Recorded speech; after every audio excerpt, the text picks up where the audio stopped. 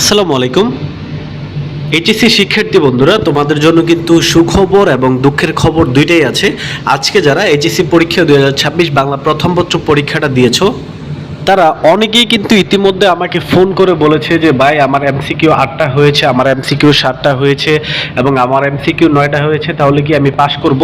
তো আজকের এই ভিডিওতে আমি সম্পূর্ণ এই বিষয়টা নিয়ে তোমাদেরকে ইনশাল্লাহ ক্লিয়ার করে দেব। তোমরা যারা এইচএসসি 2026 বাংলা প্রথম পত্র এমসিকিউ একটু খারাপ হয়েছে, তোমাদের যাদের 8টা তারপর হচ্ছে 7টা এমসিকিউ হয়েছে, তাদের ক্ষেত্রে মূলত কি নিয়ম, শিক্ষা বোর্ড কি বলে, তাদের নিয়ম কি বলে এবং খাতাগুলো কিভাবে দেখা হবে, সেগুলো নিয়ে কিন্তু আমি বিস্তারিত একটু পর্যালোচনা করব এবং ইনশাল্লাহ আপনাদেরকে বলে দেব আপনাদের যাদের এমসিকিউ 8টা 7টা বা 9টা হয়েছে তারা পাস করবেন কিনা বা তাদেরকে পাস মার্ক দেওয়া হবে কিনা।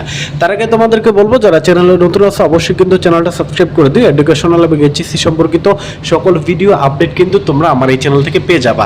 তো এই কিন্তু ছিল তোমাদের প্রশ্নটা, এখান থেকে ইতিমধ্যে আমি সমাধান ভিডিও আপলোড করেছি, সবাই একটু সমাধানটা দেখে নিও। তো সেক্ষেত্রে চলো আমরা একটু বলে দিচ্ছি তোমাদের যাদের 7টা বা 8টা এমসিকিউ হয়েছে তাদের ক্ষেত্রে মূলত কি হবে।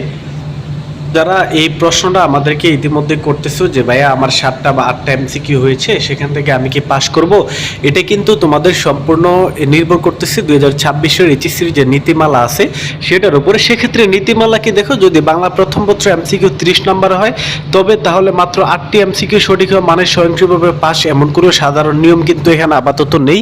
তো সেক্ষেত্রে আমি বলি তোমাদের এমসিকিউগুলো কিন্তু মেশিনের মাধ্যমে চেক করা হয়।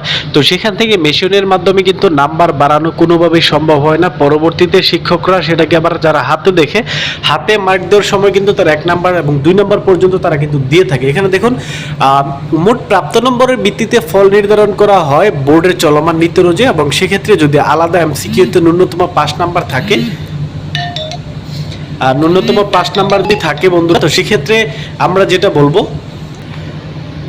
লিখিত সিকিউ এবং এমসিকিউ মিলিয়ে কিন্তু বিবেচনা করা হয়। সেক্ষেত্রে তোমাদের এখানে কিন্তু লিখিত সিকিউ এবং এমসিকিউ দুইটা আলাদা আলাদা পাস করতে হবে। তো সুতরাং যাদের এমসিকিউ মোটামুটি 8টাও হবে ইনশাল্লাহ, আশা করি তাদেরকে কিন্তু 1 নাম্বার বাড়িয়ে দেওয়া হবে, তারা ইনশাল্লাহ পাস করে যাবেন। যাদের এমসিকিউ 8টার নিচে বা 7টা হবে তাদের ক্ষেত্রে সেটা 50-50 চান্স আছে, কিন্তু আমার মনে হয় না যে তাদের 7টা এমসিকিউ হবে তাদেরকে পাস করিয়ে দেওয়া হবে বন্ধুরা।